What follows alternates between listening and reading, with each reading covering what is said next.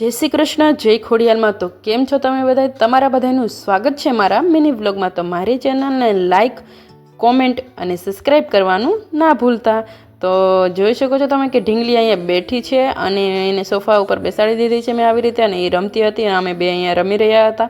અને થોડીક વાર પછી તો ઢીંગલીને દઈ દીધા હતા રમકડા બાસ્કેટમાં. તો જોઈ શકો છો એમાં બાસ્કેટ આખું બહાર કાઢે છે બધું, અને રમકડાથી રમી રહી હતી અને હું ફોલતી હતી લસણ.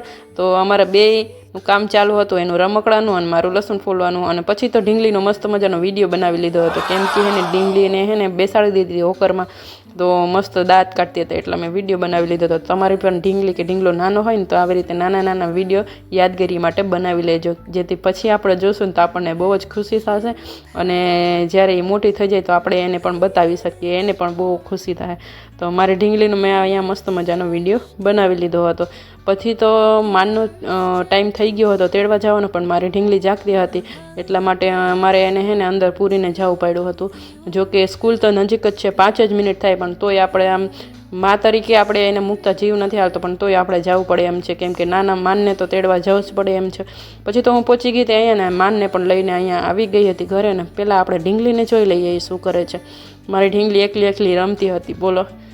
પછી તો ભાઈ બહેન બે રમવા માંડ્યા હતા અહીંયા. અને માનને કહું છું કે તું નાઇટ ડ્રેસ પહેરીએ, તો એ કે હું માનને દીદીને રમાડીને જઈશ. પછી ઢીંગલી અહીંયા બપોર પછી સૂતી હતી અને મારે પીવી હતી કોફી. તો મેં અહીંયા ફટાફટ બનાવી લીધી અને પી લીધી હતી કોફી. અને કપડાં સંકેલવાના હતા તો કપડાં પણ મેં અહીંયા ફટાફટ સંકેલી લીધા છે. અને મારે બનાવવાની હતી ગાર્લિક બ્રેડ. તો બહુ જ મસ્ત બની છે. તમારી રેસીપી જોતી હોય ને તો કોમેન્ટમાં જરૂરથી કહેજો. અને હેને સેલ્વી અને સેલ્વીના પપ્પા વિડીયો કોલમાં પણ વાત કરી રહ્યા હતા, જોઈ શકો છો તમે. તો આ વિડીયો અહીંયા જ એન્ડ કરીશું. મળીશું આગલા વિડીયોમાં.